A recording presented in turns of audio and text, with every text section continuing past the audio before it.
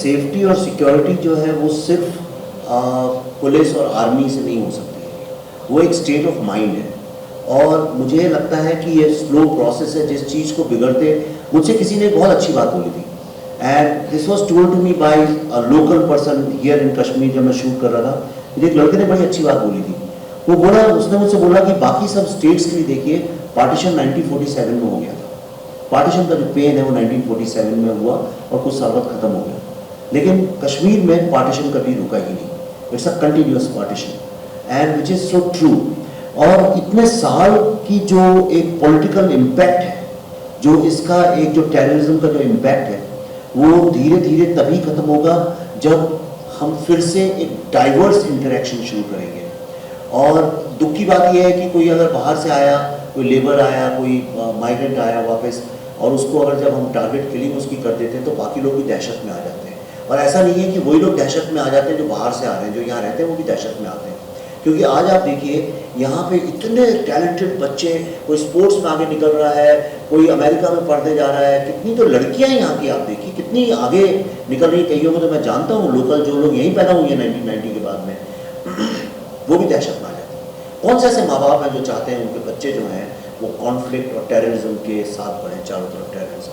वो तो ये नहीं चाहते। ये कौन चाहता है? देखिए, गवर्नमेंट भी ऐसा नहीं चाहती है कि लोग मरे, लोग भी नहीं चाहते हैं कि वो मरे, पुलिस भी नहीं चाहती है कि वो मरे। आपने कोई ये तो सोचते ही नहीं है पुलिस वाले कितने मरते हैं, वो तो लोकल लोग हैं, यहीं के लोग हैं, वो 90s में भी मर रहे थे, अभी भी मर रहे हैं।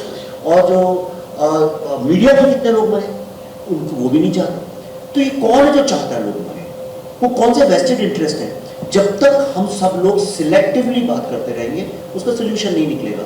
मेरे दिमाग में मेरी बड़ी जो छोटी मतलब बहुत लिमिटेड जो अपनी अंडरस्टैंडिंग है, मुझे ऐसा लगता है दो चीज़ें जो चेंज कर सकती हैं, जो डिफ़िकल्ट हैं। वो एक है कॉन्वर्सेशन। लोगों के बीच में बहुत बातचीत होनी चाहिए। ये नहीं कि किसी ने बोला, हम टेलीविज़न डिबेट में नहीं बैठते हैं लोग। आम जिंदगी में मैं सबसे आज भी बोल रहा था, ये लोग जो बॉम्बे से भी आए, मैं उनसे भी रिक्वेस्ट करूंगा कि आप लोग कल या परसों एक दिन चाहो तो रुक जाओ and just talk to local people as much as you can. ये नहीं कि शिकारे में गए और पूछा भैया कैसा मौसम है और कैसा चल रहा है। You go and talk to people, find connection. और जो लोग यहाँ से पढ़ने दिल्ली, पूना, मुंबई आते हैं, वो स्टूडेंट्स या फैमिलीज या जो टूरिस्ट भी आते हैं, उनके साथ भी लोगों को बहुत कॉन्वर्सेशन करना चाहिए। I think conversation and dialogue is number one. Politics का कॉन्वर्सेशन और डायलॉग जनरली फेल होता है, पर इंसानों का हमेशा सक्सेसफुल होता है। और दूसरी चीज़ जो सबसे ज़्यादा इंपॉर्टेंट है, unitedly we have to find out who are these vested interest and pinpoint जो चाहते हैं कि लोग मरें। लोग तो ऐसा नहीं चाहते हैं, आप में से कोई दुनिया में ऐसा आदमी नहीं होगा जो चाहता हो कि लोग मरें। तो हम लोगों को किसी और की किलिंग को सेलिब्रेट करना बंद करना चाहिए और हम लोगों को मिलजुल के आइडेंटिफाई करना चाहिए who are the enemies of Kashmir. इसमें जो हमने ये 4-5 साल रिसर्च किया पूरे वर्ल्ड में जा के, और जो भी यानी डॉक्यूमेंटेशन का, बुक्स का, हिस्टोरियंस के सारे पॉइंट ऑफ व्यूज़, जो लोग यहाँ पे आर्मी में थे, पुलिस में थे, एक्सपर्ट्स हैं, ऐसे तमाम पॉइंट्स ऑफ व्यू हैं जो कि सारे हमने वीडियो में रिकॉर्ड किए थे। और जो कश्मीरी पंडितों के पॉइंट्स ऑफ व्यू हैं, उनके जो स्टोरीज़ हैं, जो विक्टिम्स की स्टोरीज़ हैं, वो सारा का सारा जो है research, we thought it's very important to put it together so that वो अगले आने वाले बहुत लंबे वक्त तक एक तरह का डॉक्यूमेंटेशन हो जाएगा और जो चाहे उसको रेफ़र कर सकता है। सो इट्स यूँ समझ लीजिए एक तरह का नेशनल आर्काइव है जो ZEE5 is bringing to the world now, and it's a very very valuable and very important and very priceless documentation. देखिए, ये हमने 2018 में शुरू किया था, तो अभी क्या चल रहा है 2012, तो लगभग 5 साल तो इसमें हो गए हैं।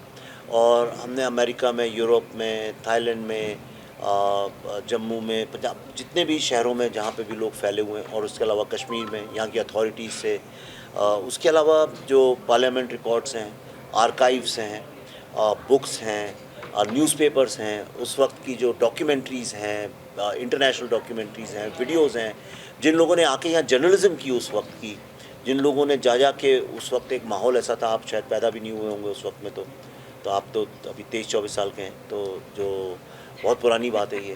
तो जो लोग उस वक्त आए थे, उनकी बातें, उस सबको जोड़ के और उसको हमने क्रॉस एग्जामिन करके जो कॉमन एलिमेंट्स थे सारे के सारे, जो पूरे दायरे में जो कॉमन एलिमेंट्स थे उनको फिर जोड़ के ये एक पूरी सीरीज़ बनाई है। इसको देख के कम से कम लोगों को ये समझ में आ जाएगा कि जो यहाँ पे जो एक टेररिज्म फैला, जो जेनोसाइड हुआ, वो उसके पीछे कौन एक्चुअली उसके रचनाकार थे, people who were the perpetrators, और उस ट्रेजेडी से हमें बहुत सीखने को मिलेगा। सबसे बड़ा तो चैलेंज यही है कि जो चीज़ इतनी फैली हुई है सारी दुनिया में, जिसके बारे में ज़्यादा डॉक्यूमेंटेशन नहीं है, उसको कैसे जोड़ा जाए, कैसे एक साथ लाया जाए। तो जो उसकी जो पूरी एक मेथडोलॉजी होती है वो एक बहुत बड़ा चैलेंज था। दूसरा था चैलेंज कि जो लोगों ने 32 साल से बातचीत नहीं करी अपने दुख और दर्द के बारे में, उनके अंदर से निकलवाना, जो कि पल्लवी जी ने काफ़ी she played a very important role in that. फिर उसको कैसे किस सेंसिटिविटी के साथ सामने लाया जाए, that was the third challenge. And the fourth challenge was उसके बाद जो होता क्या है कि इस दुनिया में अगर कोई डाकिया जिसको हम बोलते हैं, पोस्टमैन, अगर कोई बुरी खबर लेके आता है तो कई बार गाँवों में आपने देखा होगा लोग पोस्टमैन को ही मारने लगते हैं। तो पोस्टमैन का सबसे बड़ा चैलेंज होता है खुद को बचाना।